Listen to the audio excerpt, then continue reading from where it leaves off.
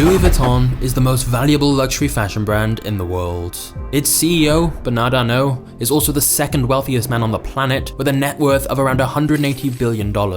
Looking at the success of today, you would never guess that the company was started by a man who was homeless during his teenage years, had no education, and slept in a forest. Louis Vuitton is a true rags to riches story, but the company would also be subject of a hostile takeover, countless lawsuits, and a host of other controversies. This is the insane story of Louis Vuitton and how a tiny family business evolved into one of the most powerful brands in the world.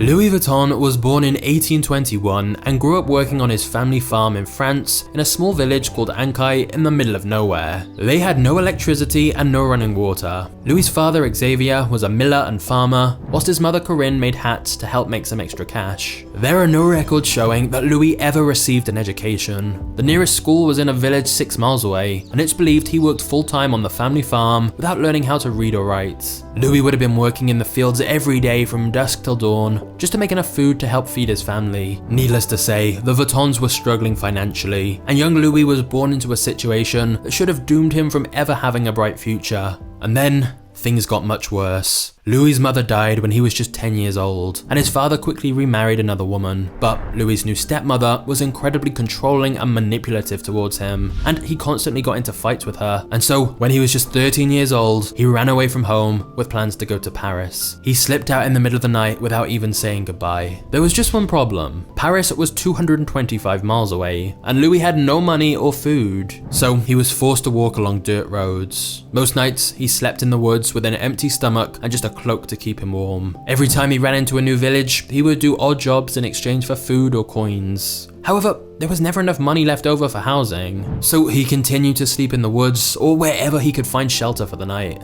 Through these various odd jobs, Louis was able to pick up skills from craftsmen, and he learned how to work with metal, stone, fabric, and wood. This collection of various skills would later transform his life. But at this rate, travel was incredibly slow. It took him 3 years to reach Paris. Not long after he arrived in Paris, Louis was able to work as an apprentice boxmaker and packer. Boxmakers would make custom-sized boxes for clients, as well as pack and unpack them whenever a client was about to go on a trip.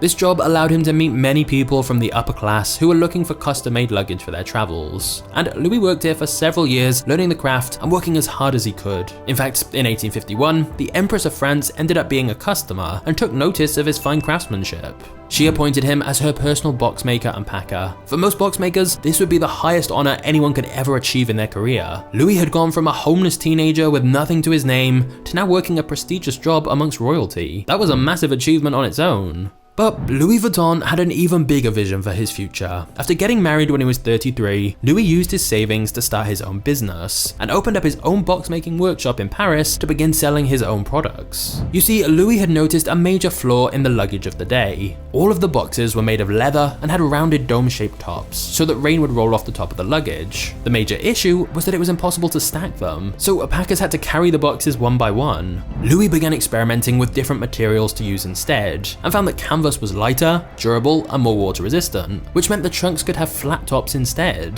This made everything more efficient, as it was now possible to stack them up in a pile and pack multiple trunks at the same time, and they were also more compact. Louis's new suitcase design brought on the dawn of modern-day luggage. At this point, Louis had already built up his professional reputation as well as connections to the upper class, so once he launched his new line of luggage, it was immediately a huge success. He even created a Louis Vuitton catalog so that customers could look at products that he had available and have them made before sending it to their homes. Within 2 years of creating his new suitcases, they were considered an elegant and must-have accessory amongst the wealthy, as it became a status symbol, and the brand had become so popular that he was receiving orders from around the world. He even began receiving orders from royals as far away as Egypt. In 1859, Louis made enough profit to hire a team of craftsmen to help fulfill his orders. He opened a new workshop outside of Paris where he hired 20 employees. Around that time, more and more people were beginning to travel by train and boat, so the number of his potential customers increased exponentially. Traveling was no longer a hobby exclusive to the rich. People from all walks of life were now in need of high-quality luggage. It would seem as though Louis had made it and would go on to succeed for the rest of his life. Unfortunately, that was not the case. France was heading to war, and tragedy was about to strike once again for Louis Vuitton.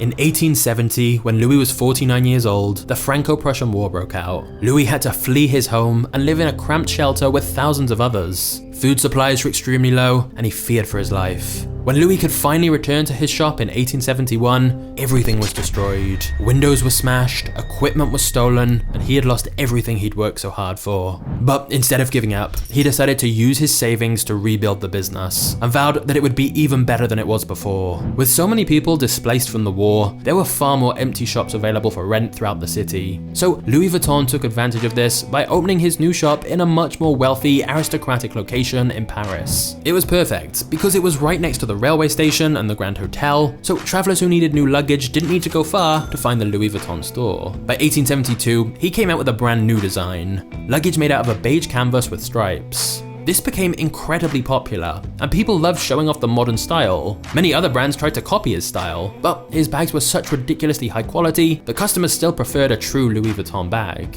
For the next 20 years, Louis continued to work at his new shop in Paris, until his death when he was 70 years old.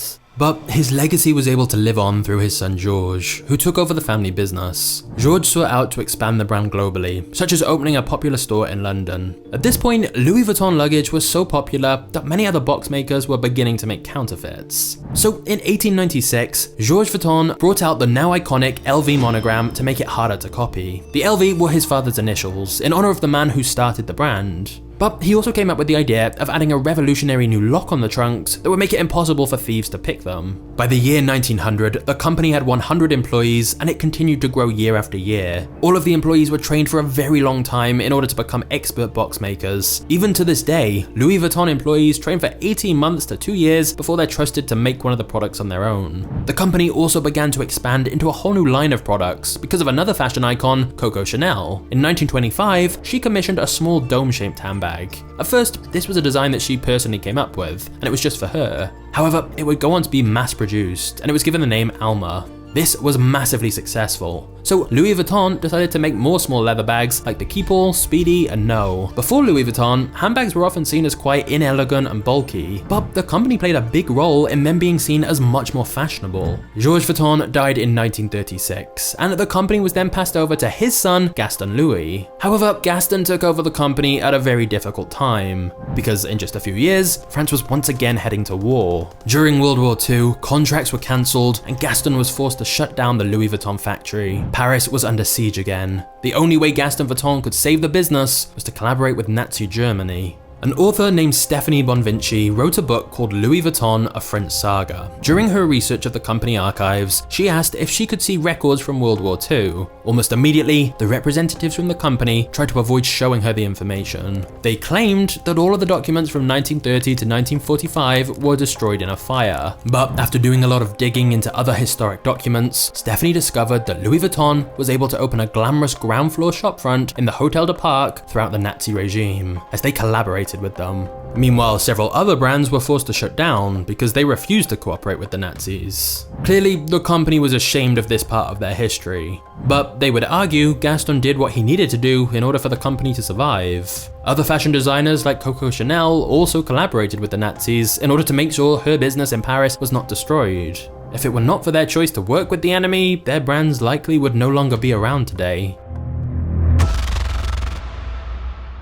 When Gaston passed away in 1970, his son-in-law Henri Racamire took over managing the Louis Vuitton brand. So we're now onto the 4th generation. But unlike his ancestors, Henri already had a lot of business experience from a company he'd run before. So when he took over Louis Vuitton, he was able to elevate the brand to a whole new level. Henri began making major changes to the Louis Vuitton brand in order to grow it from a family-owned company to the massive corporation that it is today. He switched Louis Vuitton's business model from wholesale to retail. By 1978, he'd expanded Louis Vuitton into many other countries, including Japan. And over the course of 6 years, and accounting for modern inflation, sales went from $20 million to $260 million.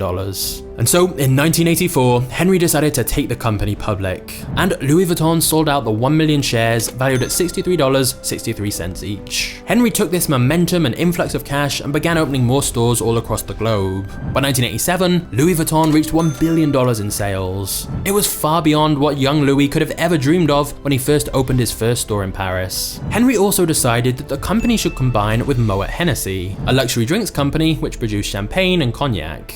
and together they formed a new luxury conglomerate called LVMH. In theory, by joining together, it would allow them to pool resources and expand even faster. Unfortunately, after the merger, Henry didn't end up getting along well with the president of Moet Hennessy, so Henry asked a successful property developer he knew, named Bernard Arnault, to help him manage the situation. Unfortunately, inviting him in as an investor would backfire in a huge way. Bernard secretly bought 43% of the shares of Louis Vuitton, and got support from the Moet and Hennessy families to gain more power in LVMH. Henry felt he'd been betrayed by the man he'd brought in to help him, and so took Bernard to court, demanding that he should no longer have the majority stake in Louis Vuitton. But the courts ultimately sided with Bernard. Henry was so angry about being backstabbed by his friend that he decided to quit working for Louis Vuitton completely. Now, for the first time in nearly 100 years, no one from the Vuitton family was involved with the brand. After all of this drama of Bernard's hostile takeover, sales of Louis Vuitton began to crash. Journalists were no longer covering the brand, and for a while, it looked as though the company might fail. However, Bernard knew how to turn the fortune of the company around. Louis Vuitton was able to make a comeback when it began to collaborate with several fashion designers during its 100th anniversary collection. Big names like Vivienne Westwood and Isaac Mizrahi all created their own take on the iconic LV monogram logo. They created products that customers had never seen before, and people were once again trying to get their hands on a Louis Vuitton bag.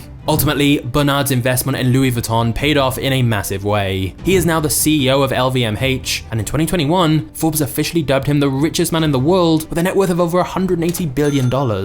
Now, of course, as stock prices move, these rich list rankings change, but he's almost always in the top 5 richest people in the world. However, out of the wealthiest people, like Bezos, Musk, Gates, Buffett, Bernard Arnault is definitely the least known, as he prefers to stay out of the spotlight. What we do know is he has such a ruthless reputation in business. He is known as the Wolf in Cashmere, which is why today LVMH has over 70 different brands it owns through all of the acquisitions and mergers Bernard has pulled off. This one company owns so many of the most luxurious brands in the world, and yet it all started with a broke, homeless teenager. In the modern world, Louis Vuitton continued to expand its brand with new colourful styles that resonated with a younger audience. In 1997, Marc Jacobs became the creative director. He designed the first ready-to-wear line and also created the popular monogram Vernus line of handbags. Marc Jacobs also expanded LV into watches, jewellery and sunglasses, although he eventually would move on from Louis Vuitton and come up with his own line of clothing and accessories. Of course, the company is not without its issues. Louis Vuitton has an entire team of lawyers searching for copyright infringement, and they don't hesitate to sue someone if they believe that they're copying the brand logo. They've even sued Google for search results and advertisements leading people to fake bags. Google won the case though, arguing they can't control what their users put on the internet. Louis Vuitton has also gone on to collaborate with brands like Supreme, which expanded their demographic like never before. Believe it or not though, Louis Vuitton actually sued Supreme as well for copying their logo, until they realized how profitable a collaboration would be. Now, Louis Vuitton Supreme items resell for a small fortune. For example, the leather trunk is on sale for $125,000. Or even an LV Supreme hoodie is over $5,000. Of course, the counterfeit problem Louis Vuitton had since the early days of the business is still an issue for the brand today. They estimate that every year they lose hundreds of millions of dollars to counterfeit versions of their products. However, even after being in business for 168 years, they don't seem to be slowing down anytime soon. Louis Vuitton continues to be a brand that many people aspire to wear, and it's a staple among the rich and famous. Currently, they are the #1 fashion brand in the entire world, valued at $39 billion. With more than 400 stores, you can find a Louis Vuitton in nearly every major city around the globe. But what do you think of Louis Vuitton? Do you think it's overpriced